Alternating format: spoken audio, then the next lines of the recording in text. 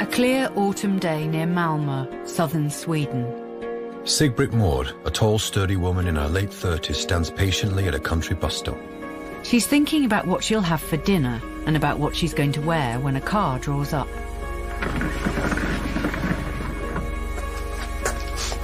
Hello. I was waiting for the bus. Can you give me a lift home? Sigbrit gets in the car and it drives off. The bus she was waiting for comes half an hour later. By the time it arrives, Sigbrit Maud is already dead.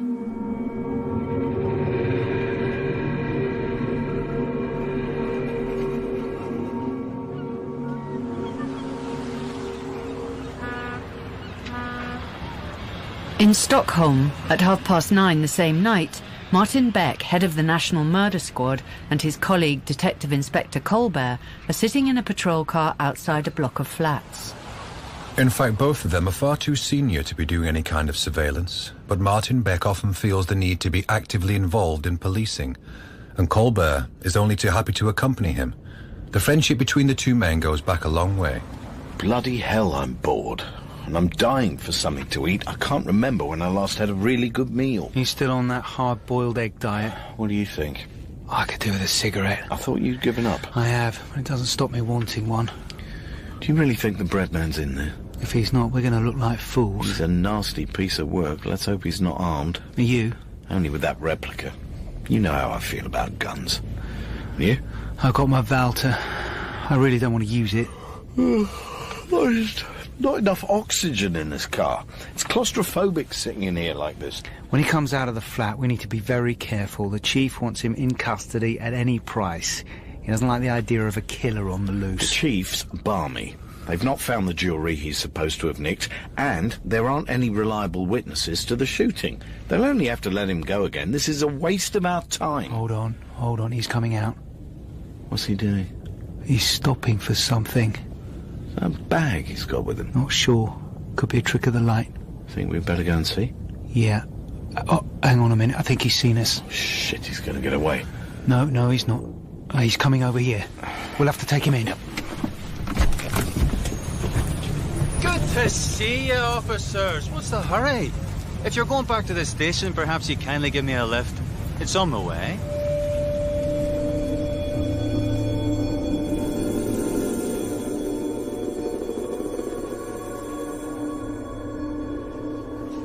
I could have told you we'd have to let him go. There's no evidence against him, Chief. We'll wait it out, but we'll get him in the end. I don't care how, but we'll do it. Well, what about the evidence? We'll find the evidence, don't you worry. Anyway, I called you both in for something else. Something much more important. Listen to this. Back in 1964, an American tourist called Rosanna McGraw was brutally murdered here in Sweden.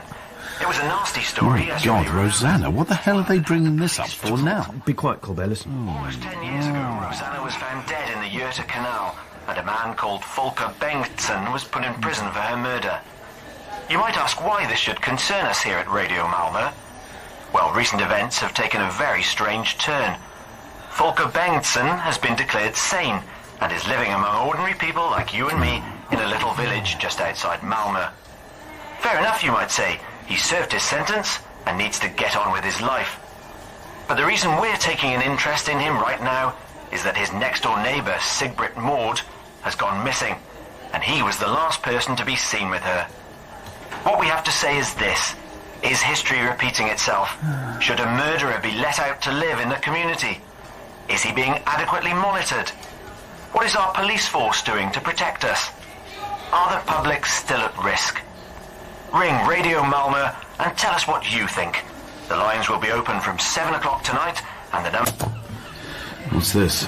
Call for a lynch mob? You tell me. All I know is the police are right in the firing line. The powers that be are incandescent. They want to see some action immediately. What's it to do with us? Surely the local police have got things under control. You were the ones who nailed Bengtsson, and I want you to do it again. Hold on. As I understand it, this woman's simply gone missing. There's no dead body, is there? And Bengtsson hasn't said he's killed anybody, has he? And what the hell's brought on this witch hunt? Once they realised the missing woman lived right next door to Bengtsson, the local press started putting two and two together. Then we've got the local radio and television, and it'll only be a matter of time before we've got the national press baying for blood and demanding we put Bengtsson back behind bars. Just because he killed Rosanna, it doesn't mean he's murdered this other woman. She might not be dead. She might have just gone away. Thank God they didn't say exactly where he lives. Where is it, anyway? A place called Anderslöv, near Malmer. A tiny place. What does he do there? He's got a boat, makes some kind of living smoking fish. Nothing illegal about that. I'm not prepared to argue with you, Beck. I want this affair settled, and I want you both on the plane to Malmer tonight. Tonight? Oh, shit.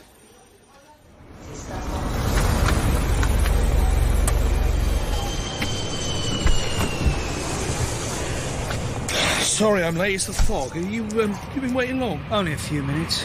Are you the reception committee? All right. No, I'm all right. It's a silly name for a policeman, isn't it? Hair got all right, still gives people a laugh. And you're Detective Superintendent Beck? Yes, and this is Detective Inspector Kollberg. Well, thanks for coming to meet us. It's my pleasure. It's the first for me. Stockholm sending detective from the National Murder Squad on one of our cases. We're not used to this kind of attention in Anderslöv. I'm sure everything will work out fine. Shall we get going? Yeah, of course.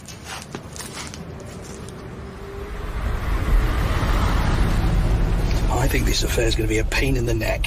We've got reporters from the national press sniffing around already. Well, it's only a missing person at the moment. There's nothing really unusual in that. She'll probably turn up. That's what often happens. I don't think so. Not that my opinion counts for anything, but calling in the murder squad, I'm sorry, but I really don't think it's necessary, do you? I couldn't agree with you more. I didn't mean you personally. Look, you might not want us, but we don't want to be here either. Allwright is sunburned and weather-beaten, with a battered safari hat pushed to the back of his head. He looks like a farmer, or at least like someone who works in calmer and healthier surroundings than his Stockholm colleagues. Anderslöv is a far cry from the capital. The next morning, the sun is shining and a handwritten notice is taped to the Anderslöv police station door. Office hours, weekdays 8:30 to noon and 1 p.m. to 2:30. Thursdays also 6 to 7 p.m. Closed Saturdays. Morning, gentlemen. Sleep well at the inn? Fine, thanks. Sorry to keep you waiting, but I had to take the dog out for a walk. Boy, Good. Down. Sorry about that. He's not trained, I'm afraid. yeah, so I see. Well, I'm a policeman, so I suppose it makes him a police dog, in a way. Come on, boy. Good boy. Let's go upstairs to my place and have some breakfast, and I can fill you in on what's been happening. Britta will open the station at 8:30, and she'll let us know if anything special happens. That's fine. Coming, Kollberg? Sure. He's a lovely boy, then. Good. Come on up. The station house is also the village hall, the social security office and the library. Allwright's office has 2 large windows and 2 comfortable armchairs for visitors. The dog lies down underneath the desk. Look, here's the report. It's all very simple. Sigrid Maud's gone missing. She's 38, divorced from a very unpleasant man, no children, works in a pastry shop in Trelleborg and lives alone. Tell us what happened. She had the day off, left her car to be fixed at the garage, went to the bank and the post office, where she was seen talking to Folke Bengtsson, and then she just disappeared. Anything in her car? Nothing. No clues. Nothing. Did you know her personally? Yeah. She's lived here for 20 years, always had a job. She seemed very normal. A bit frustrated, probably. What do you mean? Well, she's about the age when you begin to think, is this all there is?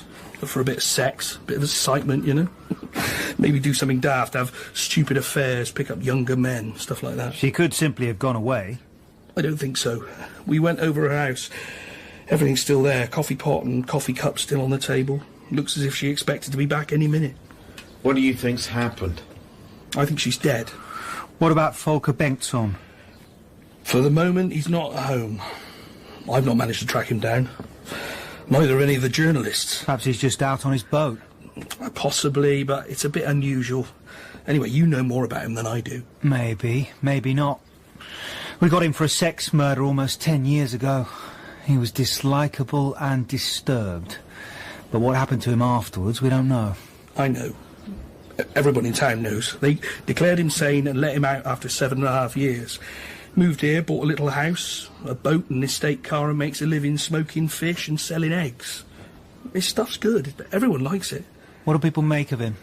They've accepted him now. He's quiet, keeps himself to himself, and seems to apologise for just existing. But... Yes? Everyone knows he's a murderer.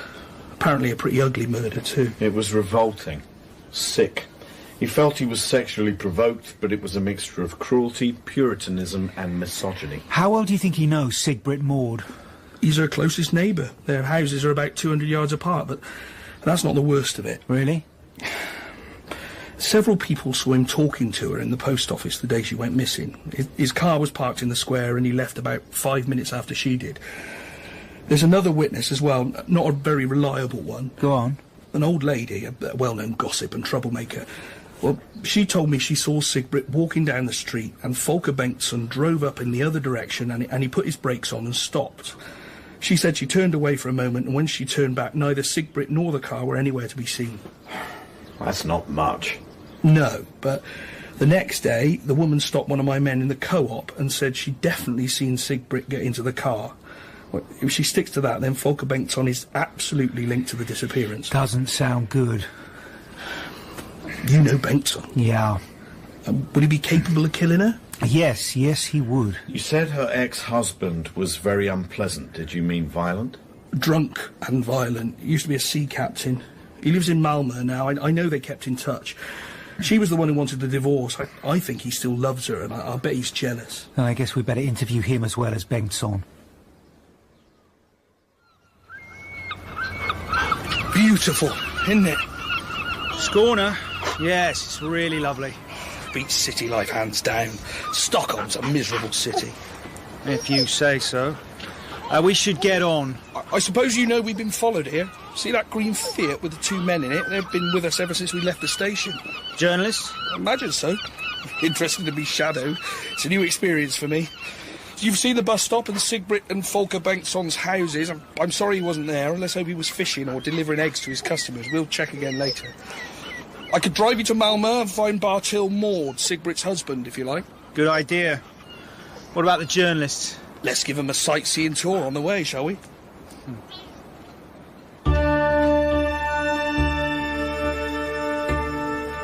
Who are you? The head cop and his henchman. Exactly. I've been in 108 countries, and I've never seen such a load of shit. The cops are after you. Social Security's after you. Or the tax collector. Or the welfare officer. Or the power company. Or the customs. Or the national health. Even the bloody post office, and I don't want any post. How do you know it's 108 countries? Because I keep track, of course. Anyway, who the hell are you? My name's Martin Beck and I'm a policeman, head of something called the National Murder Squad. This is Detective Inspector Kollberg. Who's the goon waiting outside? Inspector Allwright from Anderslöv. Him, is it? So what the hell do you all want? Mind if we sit down? Your ex-wife's been missing since October the 17th. And? We wonder where she is. I've already told the police I don't know. On the 17th, I was on the train ferry having a few drinks. That's what I do most days. Sit on the Copenhagen boats and get drunk. Well, it looks like someone abducted her and your alibi's not up to much. I've got a bloody good alibi. I was on the ferry. What about that sex maniac next door to her? Shouldn't you be arresting him? I tell you, if he's done anything to Sigbrit, I'll strangle her with my own bare hands. Why did you say her? You said strangle her. Well, this isn't what I meant. Him. I'll strangle him. I love Sigbrit. Always have. How long were you married? Well, since she was 18. And I had to ship out 2 months after the wedding. Well, after that, I was nearly always at sea, but I'd come home for a month or two every year, and we'd have a good time. Sexually? Yeah. She said it was like being run over by a train. Was she faithful? She said so. I believed her. Were you? What do you think? I went to a brothel whenever I was in port. I told her I'd been faithful, and I made sure I didn't come home with the crabs and the clap and teeth marks. Thank God for penicillin. Why did you split up? My liver packed in. And I failed the physical for a captain, and I got the sack. So I just sat around at home drinking and shouting. I beat her up a lot, and she got sick of it and chucked me out. I could see why. I was damn sorry afterwards. I'd like to know something. What? Have you had sexual relations with her since the divorce? Sure. I've driven out and screwed her a few times, but it's been a while now. Year and a half, at least. I'll tear that bastard to pieces if he's killed her. You should do some thinking about exactly what you were doing on the 17th, Captain Maud. Your alibi's almost worthless. Alibi? For what? Just get the hell out before I really get angry.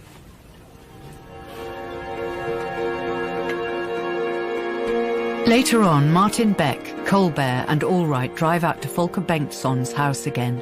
Allwright's dog sits in the back. They are now followed by a procession of 10 cars, each one containing a journalist and some of them a photographer. So Sigbrit's husband's got a record, has he? It came through from Interpol this morning. In 1965, he was arrested in Trinidad for beating a man to death. Whatever happened? Police report called it justifiable homicide. What? He was found guilty of this justifiable homicide, fined £4 and made to leave the country the following day. So Maud's got a rotten alibi and a history of violence. What's his motive? Jealousy. Folke Bengtsson has no alibi at all and a history of violence. But does he have a motive? The motive would be that he's not all there. In any event, we're going to see him very soon. Hold on, I need a break. Keep an eye on the dog. So Allwright stops his car, climbs out, jumps over a ditch and disappears behind a little shed. He appears again a minute later, fastening his flies in full view of everyone in the line of cars. Just to make sure no one gets lost on the journey.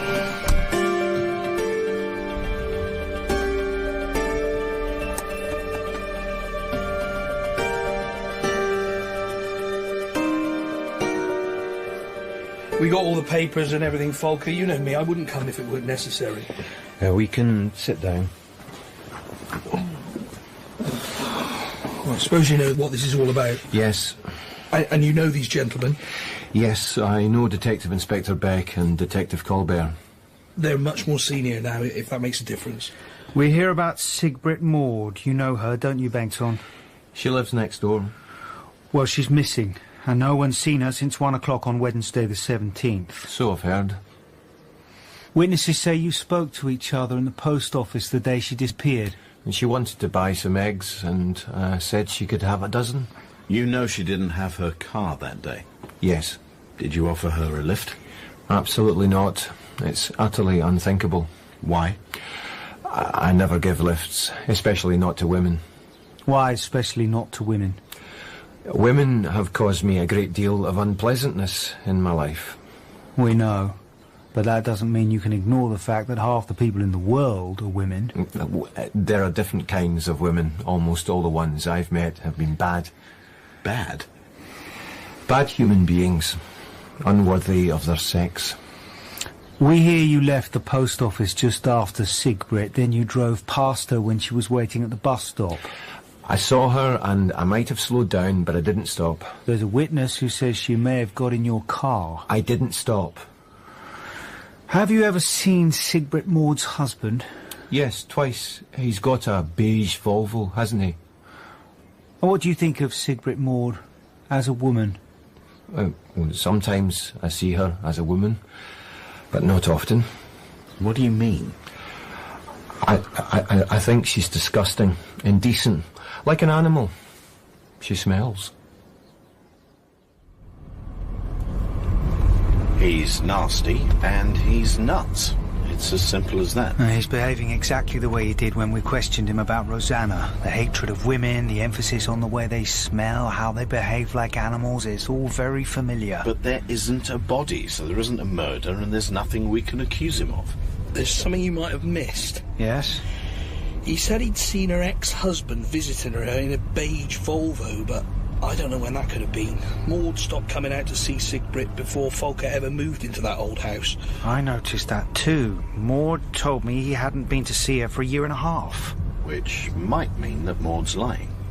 Or Bengtsson is.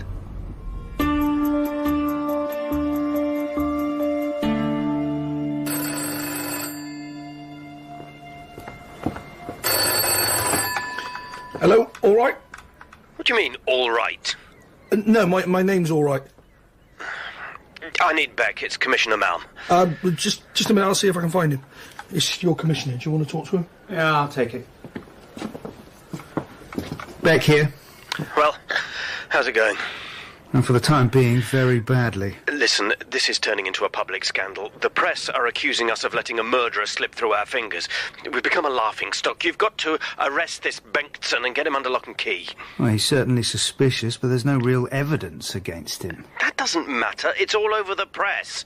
They're busy rehashing the Rosanna case and baying for his blood. Oh, that's not very helpful. If you need reinforcements, men, helicopters, you know we can help. No, that's the last thing we need. Bengtsson's just sitting quietly at home. So you'll be arresting him today? No. Much as I'd like to, there's not even a body. There's nothing to accuse him of.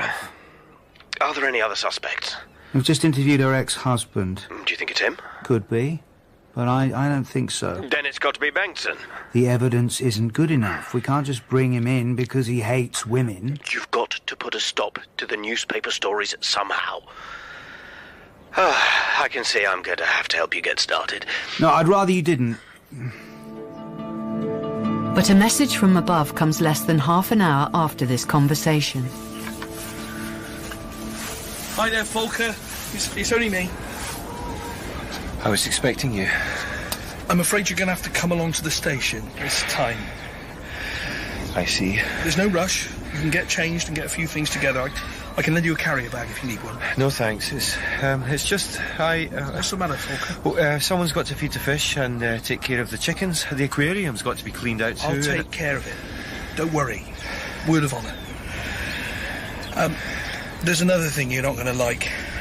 They'll be digging up your garden tomorrow. Why? I expect they'll be looking for a body. What will I do about my egg customers? I'll take care of them. Don't worry. You're a good person, all right. We do our best. You know, we don't have much time, Folke. If you know anything about Sigbrit Maud, just tell me now. It'll make everything a hell of a lot simpler. I don't know anything. Except that I don't like her.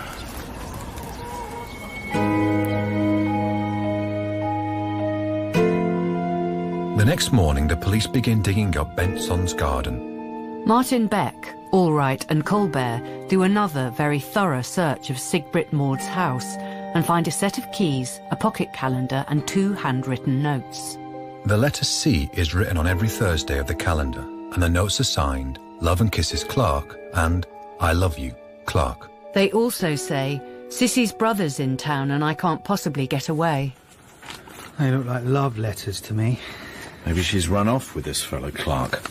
A lover with regular habits. I wonder why Thursday especially. Maybe that's the only time he can get away.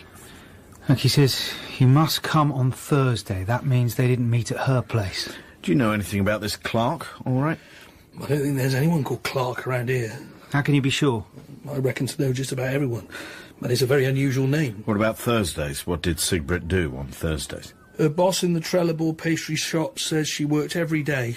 Evenings too sometimes, but she always had Thursday evenings off. What if she has just disappeared with this Clark? Somewhere in the woods near Anderslöv, a group of ramblers are walking along a path by a lake when one of their number slips and falls. Before he can get onto solid ground, his boot sinks deep into the mud. As the black ooze bubbles up, something begins to rise slowly out of the mire and the moss. An object takes shape before his eyes, and it's a fraction of a second before his brain registers the fact that what he sees is a human hand. And then he screams. Sigbrit Maud is no longer missing. God-awful place to be murdered, isn't it?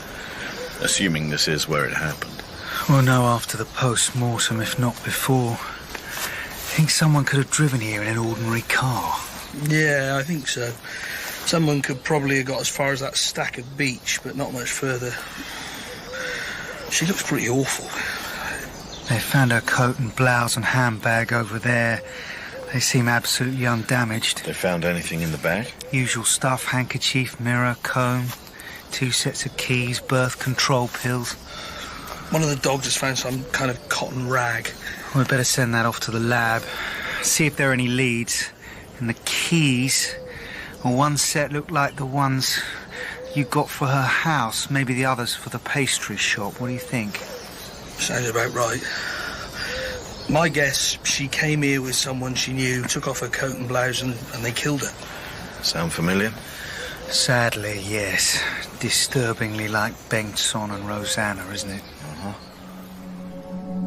The keys in Sigbrit's handbag are neither for the shop where she worked, nor for her house. The Trelleborg police are given the unenviable job of trying to find out exactly what they are. It turns out that Bertel Maud's car is a green Saab, and not the beige Volvo which has been seen outside Sigbrit's house. Maud's alibi has been backed up by the ferry crew, and he is absolutely out of the picture. So this only leaves Folke Bengtsson, who is not saying anything. A few miles away, something is happening which will be of vital importance to the investigation.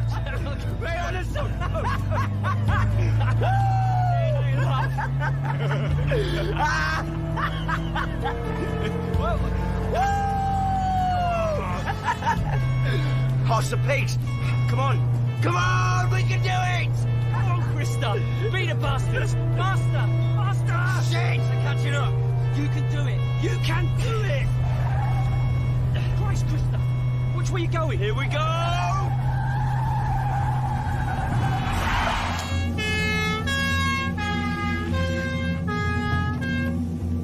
This is the police! Out of the car now, you little shits! When I say now, I don't mean tomorrow. Move! No tricks! We haven't done anything! That's what they all say. Borrelund, look in the back. Elofsson, look in the boot. There's nothing in there. Shut up! This video was uploaded to the channel Thinking Out Louder. Please like, comment and subscribe to the Thinking Out Louder channel. Thank you. Get over here, now. Keep your hands up. No! What's this, pigs? Just watch me, Casper. Don't do it! Don't do it! Put that gun down, son. Now! Get a move on, Casper! Get in the car! Ah! Hell! What's happening? Get up! You okay? Bloody hell!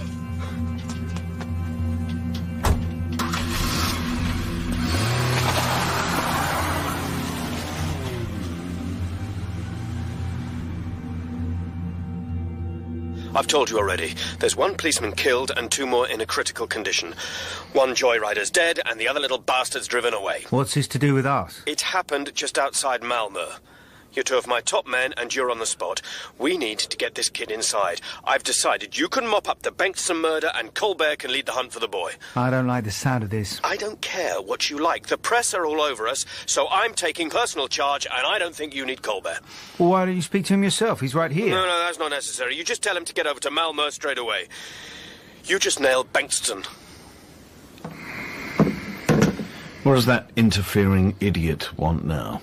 3 policemen and 2 joyriders were involved in a shootout between here and Malmer this morning. One of the boys got away, but the other one's dead. And so is one of the policemen. Bloody hell. Yeah. They're setting up a kind of manhunt, and you're to go to Malmer immediately. I'm to stay here to deal with the Sigbrit Maud murder. You'll be interested to know that the chief's taking charge of the tactical command of the manhunt.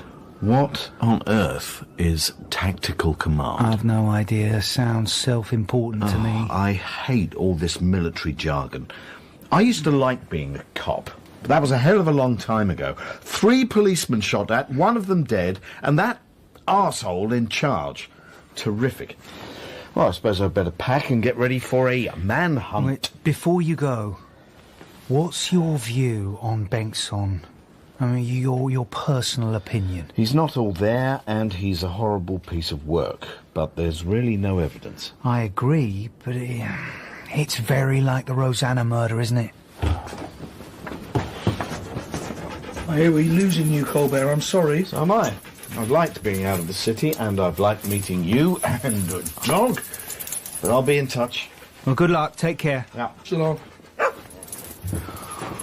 All right. Are you absolutely sure you don't know anyone named Clark with a wife called Sissy? There's no such person in the Anderslöv district. I know absolutely everybody. You think that's possibly the man who killed Sigbrit? Maybe. Who knows? I'll be relieved if it isn't Bengtsson. People miss him when he's smoked herring. And I'd rather it was someone who didn't live in Anderslöv.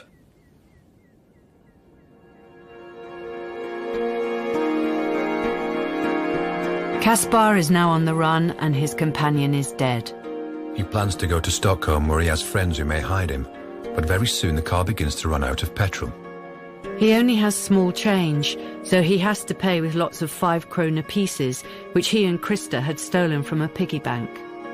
The car he's driving is very anonymous. It's a beige Volvo. What the hell are you doing back in Stockholm, Kollberg? Thought you were mopping up all the crime on the south coast. Ha, bloody ha, Larson. You'll be pleased to know that the chief's invented a tactical command, whatever that is, and he's moved his manhunt back here. What makes him think the boy's here? A couple of garages on the road north reported a young boy buying petrol with 5-krona pieces. They said he seemed very frightened.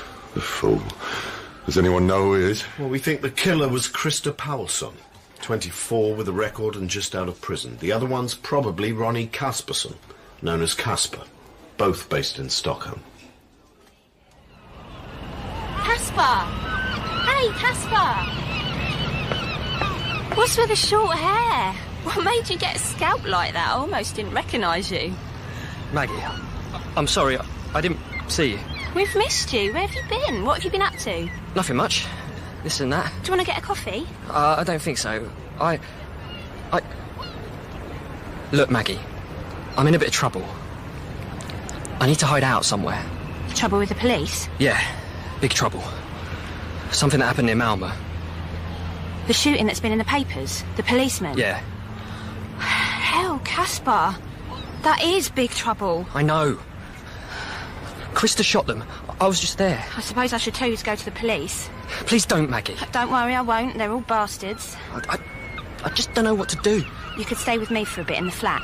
My boyfriend won't like it, but he hates the cops, so he ought to understand. Have you got a car? Yeah, but I'm running out of petrol again. Don't worry, I've got money. We'll fill up on the way.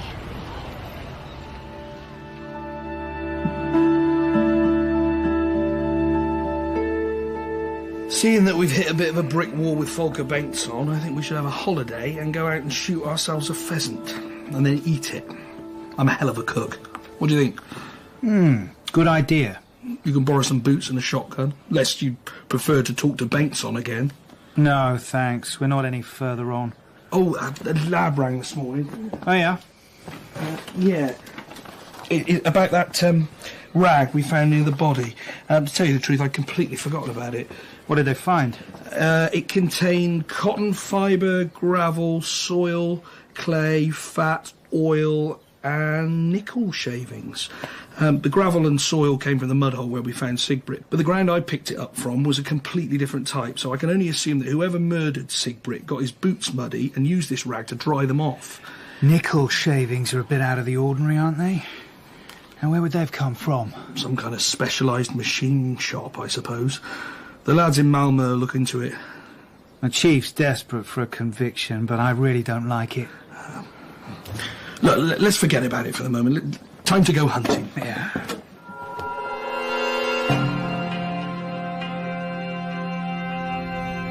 This really isn't a good place for you, Casper. I'm not sure we can have you stopping here. Don't be so bloody unwelcoming, Breadman. He's got nowhere else to go. It's not lack of hospitality. There's trouble right outside the window. Can't see anything. There's a bloke by the bus stop. Yeah? And another in the doorway. Well? Both cops. Why are they there? They think I'm sitting on a whole load of jewellery, son. And they think I shot an old lady during the getaway. But you see, I couldn't have, because I was here in bed with Maggie at the time. And she swore it, didn't you, sweetheart? Yes. They're watching me all the time, son, so it's not a great spot for you, is it?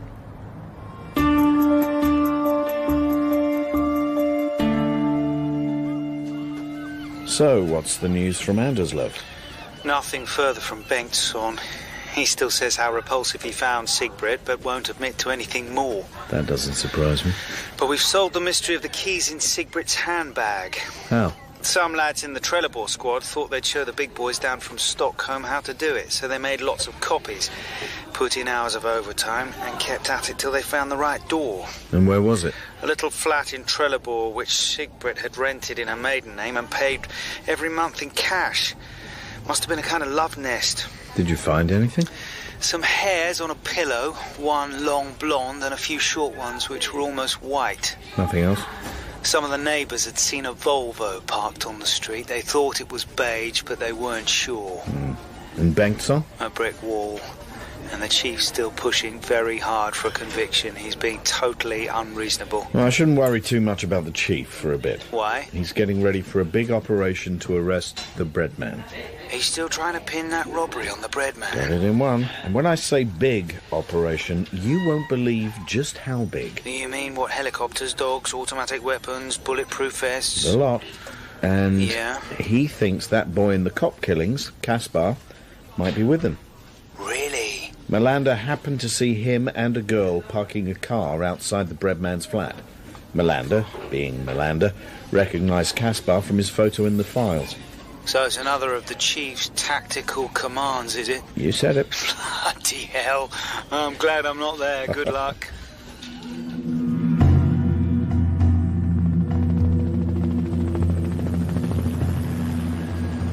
The big police action goes wrong from the start.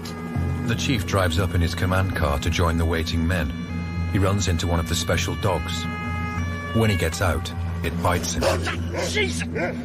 For Christ's sake, somebody get me something with his hand! Chief. Cordon off the area. Evacuate apartments. Neighbours, to the cellar. Armed police storm the building. Frightened neighbours are herded into the cellar, and sharpshooters smash the windows. Tear gas! Action! The tear gas personnel lob a grenade into the building, and it turns out to be a dud. Action! Apartment! 5 heavily armed men storm the flat. Now, the only person in the apartment is Maggie. The breadman and Casper are miles away by now. A police dog knocks Maggie over and bites her. Twice. Maggie is taken off in an ambulance. Larson and Kollberg arrive on the scene too late to be either help or hindrance. When everything is over, they climb out of their car and walk over to the chief. You two only just got here? Yeah, no one at home, I see. We got the girl. She all right? A dog bit her. They've taken her to hospital. What's happened to Casper and the breadman? They're on the run. And they've both got guns. You sure of that? Of course I'm sure. But I need twice as many men next time. This time we didn't have enough, otherwise the plan went like clockwork. Come off, it was a farce. Did you really think the breadman wouldn't spot 2 policemen dressed as a telephone repairman and an ambulanceman? I don't like your tone, Larson. Well, that's because I say what I think. But where the hell did you get this plan?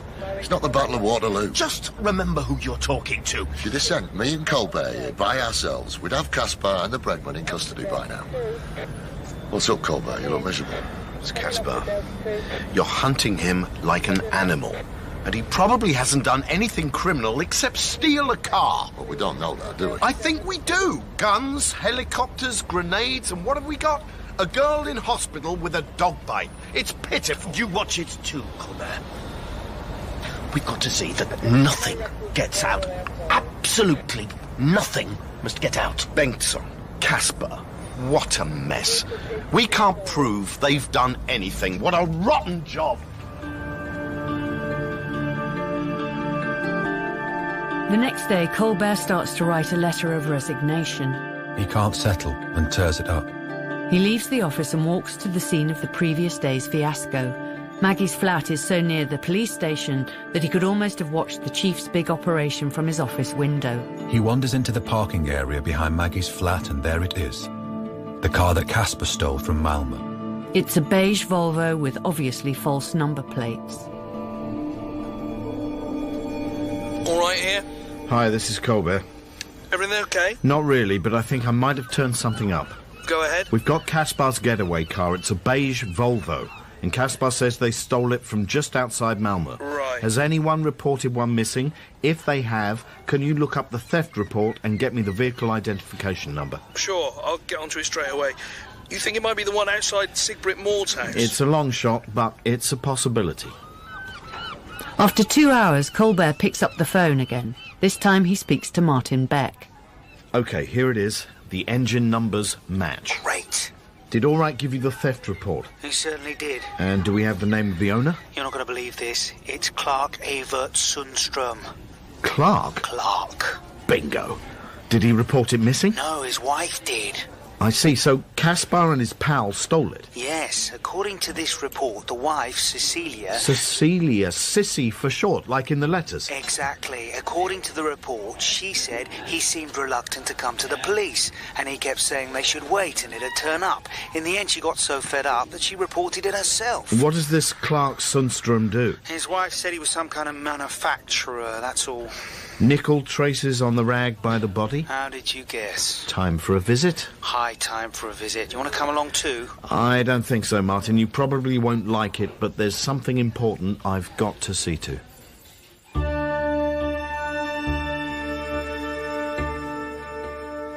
I just don't understand why you're doing this. I wouldn't expect you to. You've been in the force for 27 years. You're a bloody good policeman. Why the hell do you want to resign? Lots of reasons. The chief's big operation. It's not just that stupid cock-up. It's being ordered around with no consideration. Stockholm to Anderslöv, Anderslöv to Malmö, Malmö to Stockholm, and all for nothing. Just so the chief can play with his big toys and make a lot of bloody big bangs. What's it achieved? We've got nowhere with Bengtsson, and Casper's just a boy who stole a car.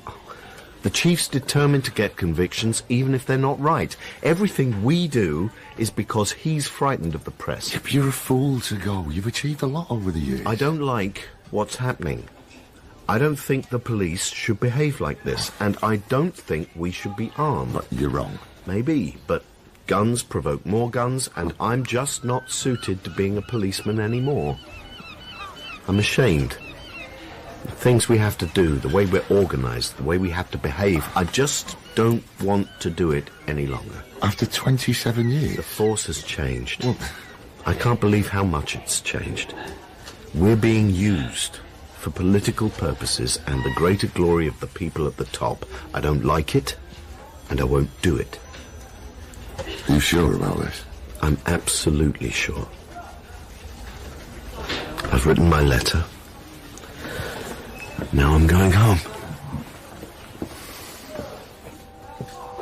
Even if Kollberg doesn't believe they should be armed, when the police go to arrest the breadman and Casper, they'll find themselves facing a whole arsenal of guns. Maggie's still in hospital, and her dog bites have gone septic. She develops a high fever and becomes delirious. She talks constantly about the cabin in the woods where the breadman and Casper are hiding. By her bed sits Detective Sergeant Rönn, who reports everything he's heard to Detective Inspector Larsson. So she says they're holed up in a cabin out in Södertorp? Yeah. Did you get any details? Plenty. If you gave me a map, I could probably point to the actual cabin. This is a bit complicated. Shouldn't we tell the chief? Yeah, definitely, but don't let's do it until we're about to leave. Okay. Larsson and Rönn have driven out to Södertorn and parked Larsson's car in a clearing in the woods near the cabin where the breadman and Casper are hiding. They're looking at the cabin through binoculars. I reckon we've got about an hour before the chief moves in with his main force. God help us. They'll probably have 100 men, 2 helicopters and 10 dogs. Besides that, he'll have requisitioned 20 huge shields of armour plate. It'll be a massacre. Do you think the breadman and Casper will put up a fight? The breadman's got nothing to lose. Casper's probably been driven half out of his mind by now. Suppose so. I don't give a damn what happens to the breadman. He's a professional criminal and he's just committed murder. It's Casper I'm sorry for. So far he hasn't shot or injured anyone. But if the chief has his way, he'll either get himself killed or else kill a couple of cops. So we've got to get him first. So what's the plan? When we get out of the car and walk towards the cabin, call out that we're the police. If there's any shooting, we'll take cover behind that shithouse. I'll try and get round the back of the cabin and take them from behind. You take cover and fire slowly towards the roof or to the left of the porch. I'm a bloody awful shot. Well, you must be able to hit a house, for Christ's sake. Well, yeah. At least I hope so. Andrew. Yeah? If anything goes wrong, don't take any chances. Stay under cover and wait for the chief's great invasion.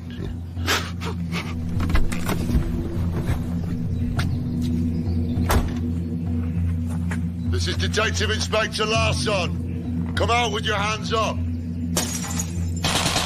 Get behind this house and aim for the roof. I'll go round the back. Here we go. Kick the bugger in. Shoot the bastard, for God's sake, Casper! Shoot him! I can't! That's enough, Breadman. Drop that gun. Make me pig! Shit! Brood, get in here. Put handcuffs on that one. I'm here. Oi, get your hands behind your back now! You don't need handcuffs, do you? No. Hold on, Larsson. Your jacket's torn. Bloody hell. What a pain in the arse.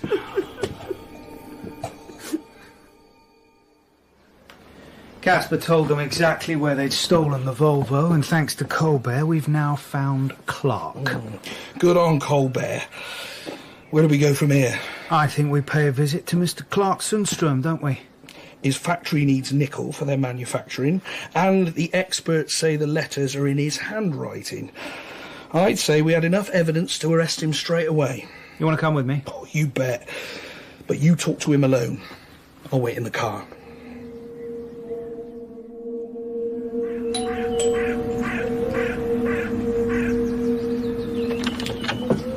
I'm Detective Inspector Beck. I wonder if I could speak to Mr. Clark Sundström. He's not feeling at all well. He's gone to lie down. Well, I'm sorry to have to bother you. It's Mrs. Sundström, is it? Yes. I'm afraid it's absolutely necessary, so if he isn't Is too it ill... about the factory? No, not directly. It's a matter of a few questions I have to discuss with him, so if you Can't it wait till tomorrow? He's feeling very poorly. I'm afraid it can't. It's very important. It's all right, Sissy. I'll speak to the inspector. You go into the girls. Very well.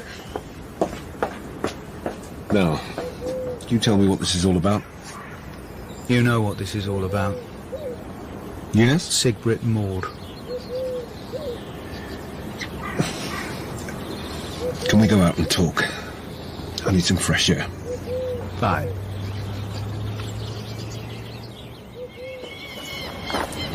Mr. Sundström, we have proof that you killed Sigrid Maud. We've seen the flat in Trelleborg and I have a warrant for your arrest in my pocket. What proof? How can you have proof? Among other things, we found a rag at the murder spot that we can trace to you. We have your letters. We know about the flat. So tell me, why did you kill her? I had to. You feeling all right? No. Come to the police station with me. We can talk better there. Sigrid. Get my wife! All right! All right!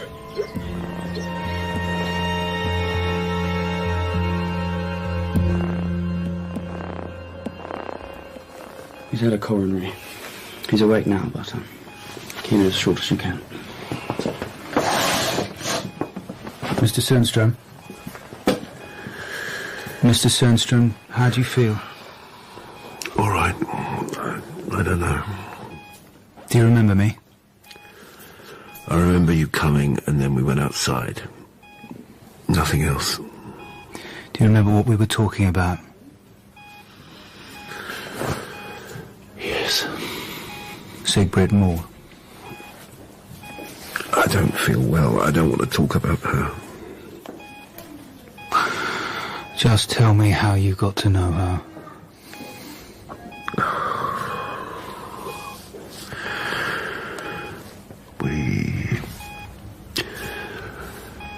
We met at the pastry shop where she worked about 3 years ago. I used to go in there for a cup of coffee. And then? I saw her in town one day. Asked if she wanted a lift. So I drove her home and we went to bed together. That's all you want to know, isn't it? Was she in love with you? I suppose so. What makes you say that? Last spring, she started talking about moving in together and getting married and having kids. And did you want to? Did you want a divorce? Christ, no. It would have been a financial catastrophe. The house we live in belongs to my wife, and the factory belongs to her too. So what happened? Did Sigbrit become troublesome? She started threatening me. Said she was going to talk to my wife. I couldn't see any way out. If Sissy knew I had a mistress, she'd kick me out without a second thought. Then where'd I be? So? I just wanted to be rid of her.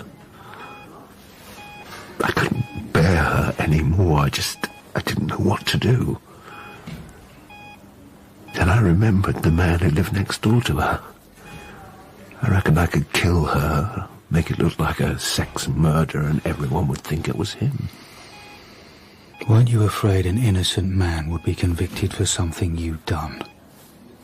He'd already killed one person, and he shouldn't have been let out anyway. How did you do it? Strangled her. I drove her to the woods, and she thought we were going to make love. We used to do that sometimes, outdoors in the summer. Clark Sundström suddenly stares at Martin Beck, and his eyes go rigid. He chokes. His lips tighten across his teeth, and there is a rattling in his throat. Clark raises his left hand. Martin Beck takes his wrist and stands up. Clark grasps it convulsively. Nurse! Nurse, somebody! Martin Beck glances up and sees the bright green dot of the heart monitor moving across the screen in a straight line.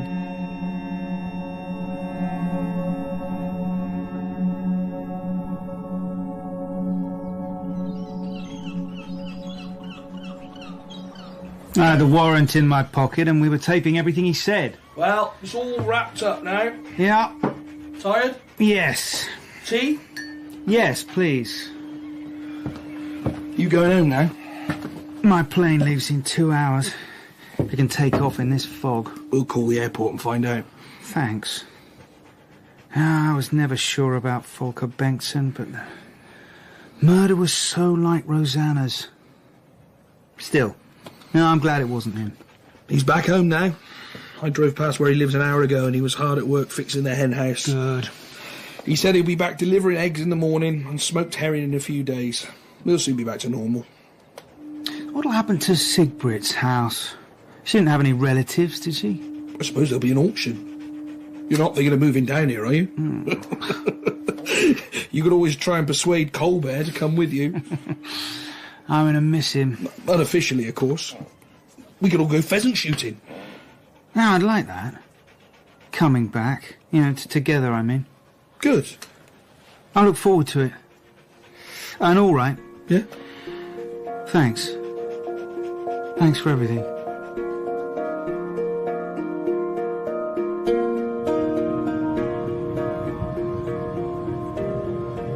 Two hours later, Martin Beck's plane banks steeply, and the fields of Skåne lie beneath him in the sunshine, while off to the south he can see the Baltic, blue and sparkling.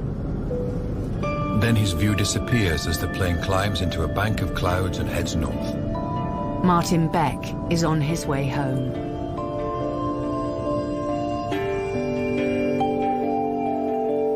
In Cop Killer by Mai Sjöwall and Per Wahlöö, Martin Beck was played by Stephen McIntosh and Lennart Kollberg by Neil Pearson.